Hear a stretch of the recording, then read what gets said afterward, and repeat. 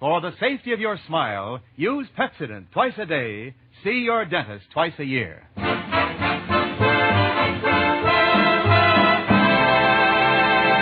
Lever Brothers Company presents the Pepsodent Show, My Friend Irma, created by Cy Howard and starring Marie Wilson as Irma with Joan Banks as Jane. Friendship, friendship, just perfect friendship. When other friendships have been forgot, theirs will still be hot. My friend Irma.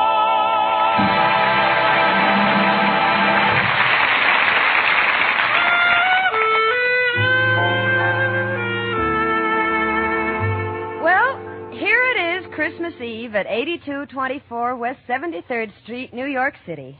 And on the third floor in apartment 3B, all is serene and quiet.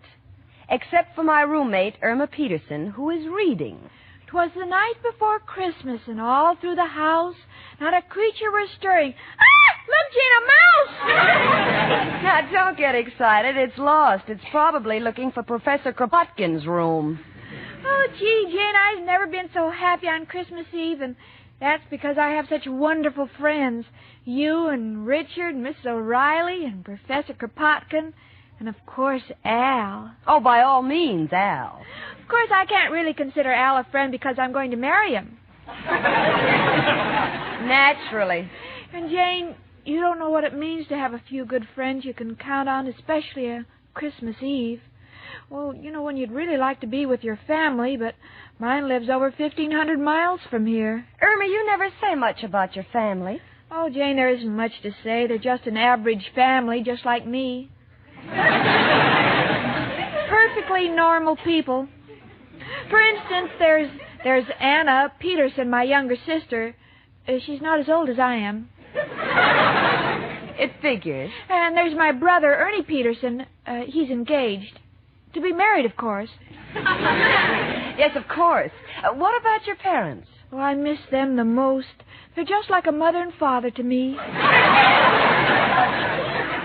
You know that happens in most families, Irma. But, gee, they're all in Minnesota, and I'm here. But I'm not lonesome because I'm surrounded by good friends, and, Jane, I really appreciate them. That's why I'm giving a Christmas Eve surprise party tonight for you and Richard and Professor Kropotkin and Mrs. O'Reilly and Al. Tonight? Uh-huh. Oh, Irma, honey. Well, I don't know how to tell you, but... Tell me what? Well, dear, excuse me, honey. Hello? Oh, hello, Richard. What? Yes, I know it's formal. No, I've never been to the Long Island Country Club. Yes, I'm terribly excited. It'll be our second Christmas Eve together. Oh, I'll be ready. Goodbye, dear. Jane, you mean you're going out tonight with Richard? Or what about my Christmas Eve party? Well, honey, you didn't say anything about it, and Richard invited me to a Christmas party at the Long Island Country Club. I'd hate to miss it. It's the affair of the season. Oh, but this is Christmas Eve, and I thought tonight we'd be together. Christmas Eve isn't like other holidays, you know. Well, I realize that, honey, but... Well, I could understand it if it was Independence Day. Then we wouldn't have to be together. We could be independent. Irma, I'm terribly sorry, but... Well, there's nothing I can do about it. Richard asked me weeks ago. Anyway, my not being here shouldn't spoil your party. You'll still have Professor Kropotkin and Mrs. O'Reilly and Al. I understand, Jane. I still have the others. Sure. Come in. It's only me, Professor Kropotkin. How are my two little Christmas trees? One full grown and the other a little sapling? Why, Professor. Excuse me, a little Yuletide joke. By the way, girls, a Merry Christmas to you both. Merry Christmas to you, too. Merry Christmas, Professor. I hope you'll excuse me for coming down. I don't mean to interrupt, but I wasn't feeling so good. And when I don't feel so good, I always rush out of my room as fast as I can. Why? I wouldn't be found dead in that place.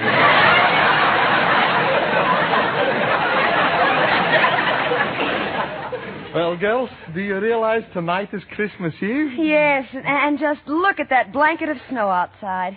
Isn't it lovely? That is a matter of opinion. If Mrs. O'Reilly doesn't put glass in my windows, not only will I have a blanket of snow, I'll have a carpet of the same material. Irma, you'd better ask the professor about this evening before it's too late. Oh, yes. Professor, will you come to my Christmas Eve party tonight? Tonight? Oh, Irma, I'm so sorry. You mean you can't come either? But it can't be helped. Tonight I'm playing my fiddle at the Gypsy Tea Room. I've been practicing all day. Oh, that's terrible. Yes, I know, but they pay me for it. First Jane disappoints me, and now you. Well, now, look, honey, the professor can't help it. He must earn a living. And after all, you still have Mrs. O'Reilly and maybe the Martins upstairs. And, of course, there's Al. Come in. Hello, everybody. Merry Christmas. Well, the same to you, Mrs. O'Reilly. Merry Christmas. Say, Mrs. O'Reilly, that's a beautiful stairs, but that sign in the middle of it. You don't like it? Merry Christmas, lots of cheer. Remember the landlady or you'll freeze next year.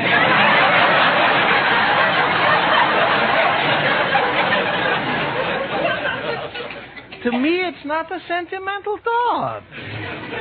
Miss O'Reilly, I'm giving a big surprise Christmas Eve party tonight for you and Al. Will you come? Tonight? Oh, Irma, darling, I'm so sorry. You mean you're too busy, too? Yes, the Martins have invited me to go to Jersey with them. And since they owe me 4 months back rent, I can't afford to let them get on the train by themselves. This is awful. First Jane turned me down, and the professor. Now you. Maybe next year, Irma, dear. Merry Christmas and goodbye.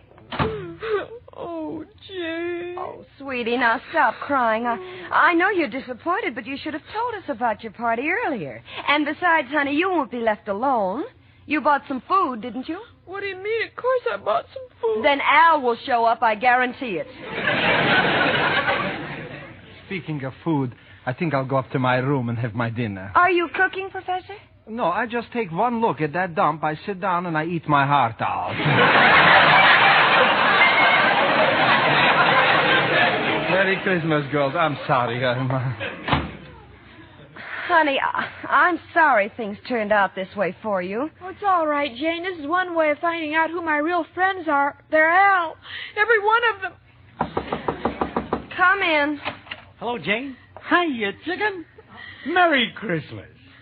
Oh, gee, Al. Merry Christmas. I'm so glad to see you. Same here, chicken. I like being with you, too. Mind if I warm my hands on the radiator? Oh, of course not, honey. How'd they get so cold? Wanted to take the crosstown trolley, but with all that snow on the ground, took me 4 hours to find a transfer.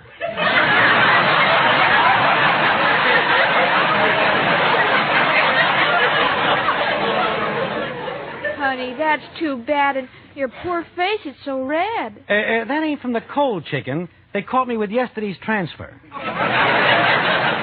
Oh, my goodness, look at the time. Richard's going to pick me up in an hour, and I haven't even started to dress. Al, aren't you going to take your top coat off? Oh, thanks, Jane, but I ain't staying. Just came in to wish chicken a Merry Christmas. I gotta be on my way. Got a big deal brewing. Oh, Al.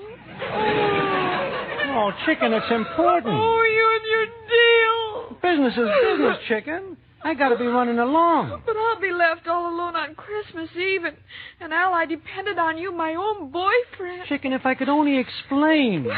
Don't bother. None of you must think very much of me if you can leave me alone on Christmas Eve. Fine friends I have. Goodbye. How do you like that? Al, of all the low-down, contemptible, good-for-nothing... Hold it, Jane. I won't have you saying those things about the girl I love. I'm not talking about Irma. I mean you. How could you desert her on Christmas Eve of all nights?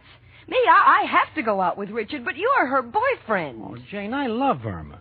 And when a man is in love, he ain't responsible. He may do strange things he'd never do in his right mind. What are you talking about? I went and got a job. You got a job?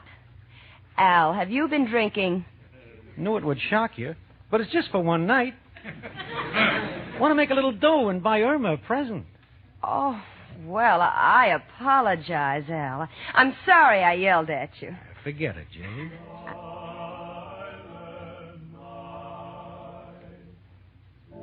Oh, gee. Listen, Al. The Christmas carolers. Gee, that's pretty. Would like to stay, but I got to get to work. Tell Irma I'll see you tomorrow, huh? Goodbye.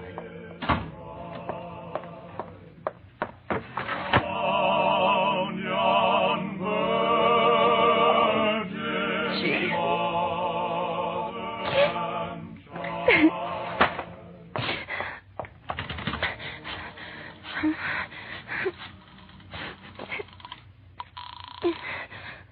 Hello? Hello? Who is it? It's me, Richard. Jane. Jane? Well, what's wrong? You sound terrible. Richard, I can't go with you to the Christmas dance. Why not? Are you ill? No, Richard, I'm all right. It's just that, well, Irma... You see, Irma hasn't any family or relatives in New York, and this Christmas Eve, all our friends seem to be busy, and I just couldn't leave her alone, Richard. I wouldn't want you to. Are you sure you mean that, Richard? Of course, honey. I understand. I'll talk to you tomorrow. Goodbye, and Merry Christmas, Jane. Merry Christmas, Richard. But, Al, I thought you left. Came back for my hat.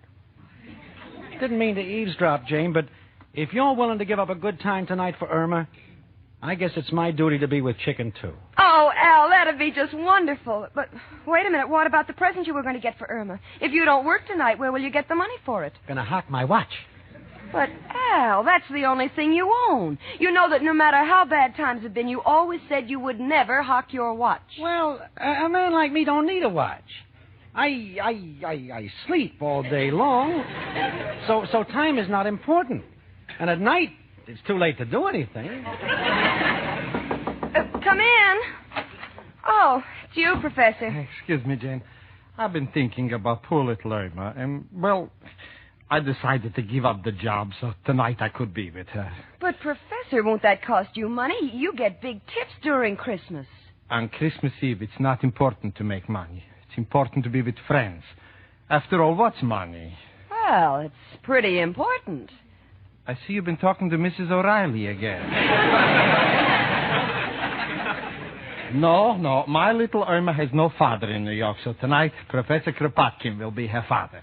Atta boy, Pop. Listen, Al, the first chance I get, I'm disinheriting you. Excuse me, everybody. I took the liberty of walking in. Why, Mrs. O'Reilly, I thought you were on your way to New Jersey. I changed my mind. I got to thinking about poor little Irma being all alone tonight, and I just didn't have the heart to go. I'm going to stay here with Irma. Oh, isn't that wonderful? Professor Kropotkin just said he's going to be her father. I tell you, if that's the case, I'll be her mother. I got news for you. If you're the mother, I'll be on the train for Reno in the morning.